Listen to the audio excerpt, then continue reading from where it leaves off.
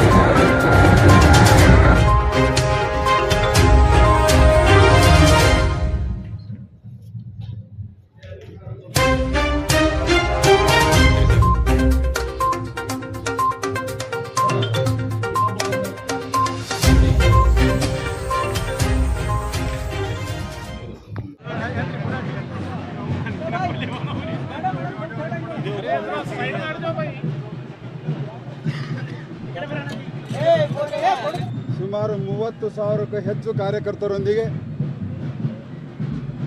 ಗಣೇಶ್ ಮೈದಾನದಲ್ಲಿ ಸಭೆಯನ್ನು ಮುಗಿಸಿ ಭವ್ಯವಾದಂಥ ಮೆರವಣಿಗೆಯೊಂದಿಗೆ ಕಾರ್ಯಕರ್ತರೊಂದಿಗೆ ಎಲ್ಲ ಶಾಸಕ ಮಿತ್ರರು, ಮಾಜಿ ಶಾಸಕರು, ಮುಖಂಡರನ್ನು ಒಳಗೊಂಡು ಇಂದು 3 ನಾಮಿನೇಷನನ್ನು ಈಗಾಗಲೇ ನಾವು ಸಬ್ಮಿಟ್ ಮಾಡಿದ್ದೀವಿ.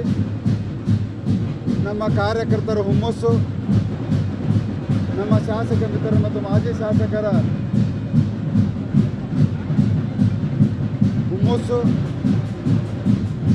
ಈ ಬಾರಿ ಬೀದರ್ ಲೋಕಸಭಾ ಕ್ಷೇತ್ರದಲ್ಲಿ ಕಾಂಗ್ರೆಸ್ಗೆ 3 ಲಕ್ಷಕ್ಕೂ ಹೆಚ್ಚು ಮತಗಳ ಅಂತರದಿಂದ ಸೋಲಿಸಿ ಭಾರತೀಯ ಜನತಾ ಪಕ್ಷವನ್ನು ಪ್ರಚಂಡ ಬಹುಮತದಿಂದ ಗೆಲ್ಲಿಸ್ತೇವೆ ಅನ್ನುವಂಥ ಸಂಕಲ್ಪವನ್ನು ಮಾಡಿದ್ದೀವಿ.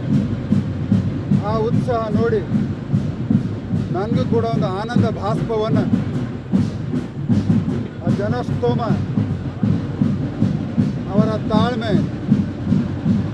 ನಮ್ಮ ನಾಯಕರ ನುಡಿಗಳು, ಅವರ ಭಾವನೆಗಳು ನಿಜವಾಗಲೂ ಅವರ ಋಣ ನಾನು ಈ ಜನ್ಮದಲ್ಲಿ ತೀರಿಸಲಿಕ್ಕಾಗಲ್ಲ ಅಂತ ಒಂದು ಒಳ್ಳೆ ರೀತಿಯಲ್ಲಿ ಅವರು ಪಕ್ಷವನ್ನು ಗೆಲ್ಲಿಸಬೇಕಂತ ಇವತ್ತು ಪಣ ತೊಟ್ಟಿ ಸಂಕಲ್ಪವನ್ನು ಮಾಡಿದ್ದಾರೆ. ರಾಹುಲ್ ಗಾಂಧಿ ಬಂದಿದ್ರು, 150 ಸೀಟ್ ಬರಲ್ಲ ಬಿಜೆಪಿ ಅಂತ ರಾಹುಲ್ ಗಾಂಧಿ ಬರುವಂತ ನಿರೀಕ್ಷೆ ಮಾಡ್ತಾ ಇದ್ದೀವಿ. ಅಮಿತ್ ಶಾ ಅವರು ಬರ್ತಾರೆ, ನಡ್ಡಾ ಅವರು ಬರ್ತಾರೆ, ಯಡಿಯೂರಪ್ಪ ಬರ್ತಾರೆ, ಮೋದಿ ಅವರು ಬರ್ತಾರೆ, राज्य सागर खंडे डिबेट के लिए अरे यार काय के लिए डिबेट बताओ ना, क्या किसके लिए? हर बार एक सवाल पूछते हैं, हर बार एक सवाल पूछते हैं। सवाल पूछने के लिए लोगों का योगदान भी चाहिए। उनका योगदान आज तक क्या है पूछो ना। ठीक है ना, वो तो उनका पिताजी को 10 साल से देते आ रहा हूँ मैं सवाल का जवाब, और उनका पिताजी को जो मैंने 10 साल से पूछ रहा हूँ आज तक मेरा जवाब एक भी नहीं दिया उन्होंने। धन्यवाद बंधुगण।